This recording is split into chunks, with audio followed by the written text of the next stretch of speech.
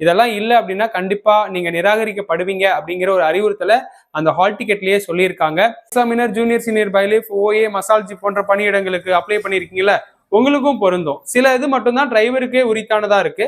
பாதி ஃபார்ம்லயும் பாதி போட்டோலயும் அந்த சைன் போகணும். அனைவருக்கும் வணக்கம். மெட்ராஸ் உயர்நீதிமன்ற தேர்வுக்கு இந்த டிரைவர் போஸ்டிங் அப்ளை பண்ணிட்டு செலெக்ஷன் லிஸ்ட்ல பேர் வந்தவங்க டிரைவர் தேர்வுக்கான திறனறிவு தேர்வுக்கு அழைக்கப்பட்டிருக்காங்க. அந்த திறனறிவு தேர்வுக்கு போறவங்க என்னென்ன சர்டிபிகேட்டை கம்பல்சரி எடுத்துக்கிட்டு போகணும், அப்படி எடுத்துக்கிட்டு போகாத பட்சத்துல உங்களுக்கு என்ன வெளியேற்றுவதற்கான வாய்ப்பு அவங்க வழங்க போறாங்க அப்படிங்கறதையும் இந்த வீடியோல நம்ம பார்க்க போறோங்க. அதனால டிரைவர் தேர்வு, திறனறிவு தேர்வுக்கு போறவங்க சான்றிதழ்கள் என்னென்ன கொண்டுட்டு போகணும் அப்படிங்கிறத மெயினா இந்த வீடியோல நம்ம சொல்ல போறோம். நல்லா கவனிச்சுக்குங்க. இந்த சான்றிதழ்கள்ல உங்ககிட்ட இருக்கிறது, நீங்க ஏற்கனவே அப்ளை பண்ணது எல்லாத்தையும் கம்பேர் பண்ணி பார்த்து அதை சரியா எடுத்துக்கிட்டு போங்க. அவங்க கேட்ட இடத்துல அட்டஸ்டட் வாங்கிட்டும் போங்க. இதெல்லாம் இல்லை அப்படின்னா கண்டிப்பா நீங்க நிராகரிக்கப்படுவீங்க அப்படிங்கிற ஒரு அறிவுறுத்தலை அந்த ஹால் டிக்கெட்லயே சொல்லியிருக்காங்க. ஸோ அதுல இருக்கிற விஷயத்தை தான் இங்க நம்ம ஷேர் பண்ணிக்கிறோம். சரி, வாங்க அந்த வீடியோவை பத்தி பார்ப்போம். ஸோ முதல்ல டிரைவர் திறனறிவு தேர்வுக்கு செல்பவர்கள் கவனிக்க வேண்டிய முக்கியமான நிபந்தனைகள் அப்படின்னு சொல்லிட்டு அவங்க சில சான்றிதழ்கள் கொடுத்துருக்காங்க. இது நீங்க டிரைவர் போஸ்டிங்காக எடுத்துக்கிட்டாலும் இல்ல இதுலயே நிறைய போஸ்டிங் அப்ளை பண்ணியிருப்பீங்கல்ல, சில நிபந்தனைகள் டிரைவர் போஸ்டிங்க்கு இருக்கிற நிபந்தனைகள் தான் இது. ஆனா இதுல இருக்கிற எல்லா நிபந்தனைகளும் டிரைவர் போஸ்டிங்க்கு செட் ஆகும். டிரைவர் போஸ்டிங் இல்லாம examiner, junior senior bailiff, OA, masalchi போன்ற பணியிடங்களுக்கு அப்ளை பண்ணியிருக்கீங்கல்ல, உங்களுக்கும் பொருந்தும். சில இது மட்டும்தான் டிரைவருக்கே உரித்தானதா இருக்கு. அதை பத்தி மட்டும் நான் அப்புறமா சொல்றேன், பாத்துக்குங்க. ஸோ அப்ப இது அனைத்து பணி நாடுனர்களுக்குமே இந்த நிபந்தனைகள் பொருந்த போகுதுங்க.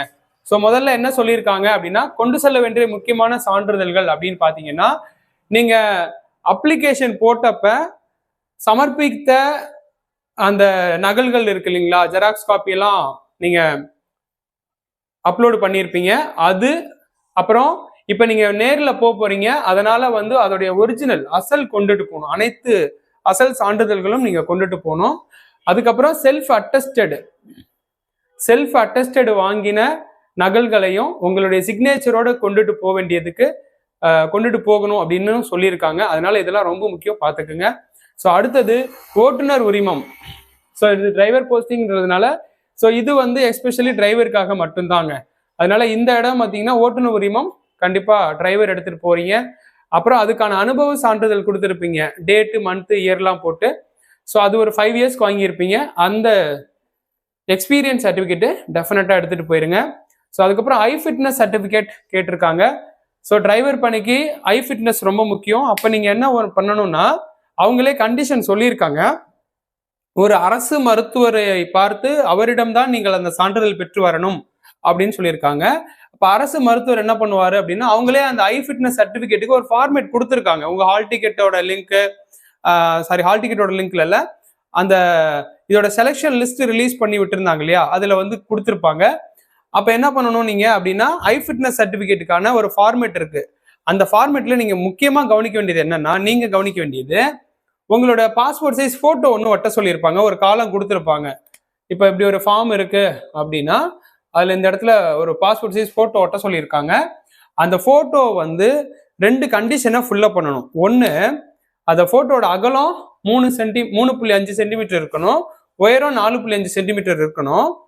அப்புறம் இப்போ இதுதான் போட்டோன்னு வைங்களேன், இது போட்டோ. அந்த ஃபார்ம்ல அந்த போட்டோவில் அந்த அரசு மருத்துவருடைய சைன் இப்படி, அதாவது பாதி ஃபார்ம்லையும் பாதி போட்டோலையும் அந்த சைன் போகணும். அப்புறம் அவரோட சீல் வைக்கும்போது அந்த சீலும் பாதி ஃபார்ம்லையும் பாதி கால்வாசி போட்டோலையும் போகணும். அந்த மாதிரி கேட்குறாங்க, சரியா? அதனால இந்த அரசு மருத்துவருடைய கையொப்பம் மற்றும் அவருடைய அந்த மருத்துவருடைய சீல் இருக்கு இல்லையா, இது அப்புறம் இது ரெண்டுமே அந்த போட்டோலையும் பாதி டச் பண்ணணும், பேப்பர்லையும் பாதி டச் பண்ணணும். இந்த சென்டிமீட்டரை மறந்துடாதீங்க. இந்த சென்டிமீட்டருக்கு மேலே இருந்ததுனாலும் உங்களை ரிஜெக்ட் பண்றதுக்கு வாய்ப்பு இருக்கு. இதெல்லாம் பார்த்துக்குங்க. அதுக்கப்புறம் பார்த்தீங்கன்னா, ஆதார் அட்டை அல்லது பான் கார்டு அல்லது ஏதேனும் ஒரு புகைப்படத்துடன் கூடிய ஒரு அடையாள அட்டையை நீங்க எடுத்துட்டு போகணும். அந்த அடையாள அட்டையில புகைப்படங்கிறது தான் ரொம்ப முக்கியம். நீங்க எடுத்துட்டு போற அடையாள அட்டை புகைப்படம், அதுல இருக்கிற தெளிவு, அந்த புகைப்படத்துல உங்களோட போட்டோ தெளிவா இருக்கும். சில பேருக்கு ஆதார் கார்டுல போட்டோ தெளிவாவே இருக்காது இல்லையா, அதனால அப்படி இருந்தா நீங்க அதை விட்டுருங்க. வேற கார்டு, பான் கார்டுல எனக்கு தெளிவா இருக்குன்னு எடுத்துட்டு போகலாம். இல்ல வேற ஏதாவது லைசன்ஸ்ல எனக்கு தெளிவா இருக்கா, அதை எடுத்துட்டு போகலாமா அப்படின்னு யோசிக்கலாம். இல்லைன்னா ஓட்டர் ஐடி எடுத்துட்டு போகலாம். அந்த மாதிரி ஆனா இதை எடுத்துட்டு போகும்போது இன்னொரு விஷயம் அவங்க சொல்லலை, இருந்தாலும் அதையும் நான் சொல்றேன், கவனத்துல வச்சுக்கோங்க.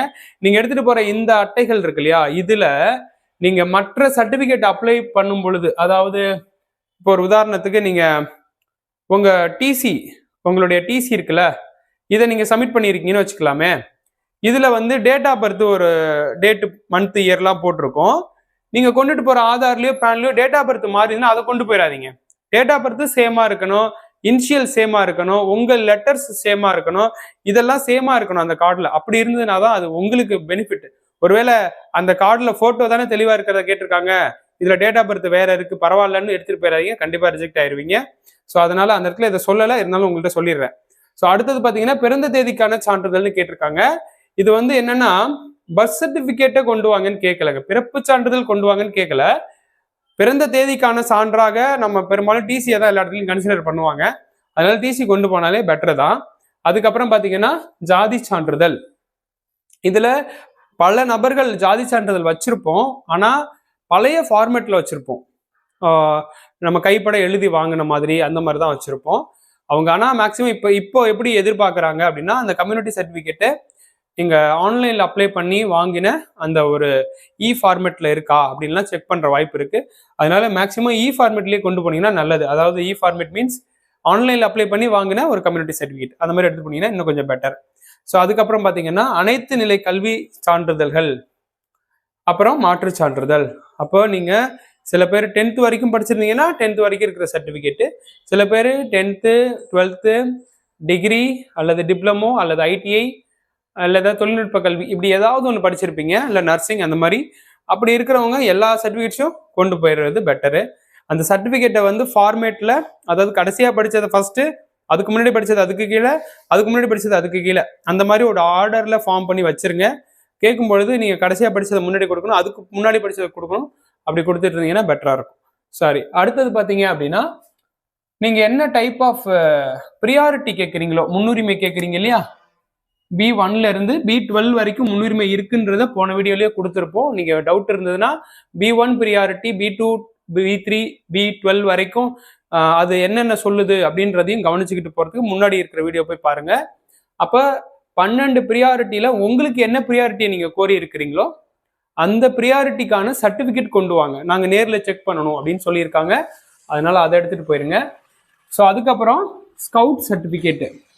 இந்த ஸ்கவுட் சர்டிபிகேட்ல எஸ்பெஷலி அவங்க ஒரு இதை மென்ஷன் பண்ணியிருக்காங்க. குடியரசுத் தலைவர்கிட்ட இருந்து அந்த ஸ்கவுட் சர்டிபிகேட் ஏதாவது ஒரு அவார்டு மாதிரி வாங்கியிருந்தீங்கன்னா அதுக்கு நாங்க கொஞ்சம் போனஸா எடுத்துப்போம் அப்படிங்கிற மாதிரி சொல்லியிருக்கிறாங்க. அதனால நார்மலா ஸ்கவுட் சர்டிபிகேட் இருந்தாலும் அது அக்செப்டபிள் தான், ஆனா குடியரசுத் தலைவர்கிட்ட பெற்றிருப்பது ரொம்ப முக்கியம். அப்படி இருந்தா இன்னும் கொஞ்சம் கிரேஸ் மார்க்ஸ் கிடைச்சி உங்களுக்கு சான்சஸ் இருக்க வாய்ப்பு இருக்குன்னு சொல்லியிருக்காங்க.